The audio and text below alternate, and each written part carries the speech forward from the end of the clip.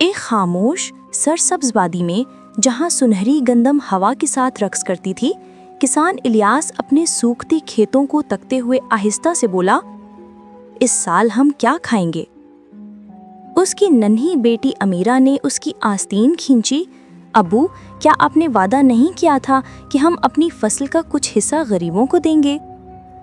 الیاس لمحہ بھر رکا، پھر نرمی سے مسکرایا، ہاں امیرہ، چاہے تھوڑا ہی کیوں نہ ہو، ہم ضرور بانٹیں گے۔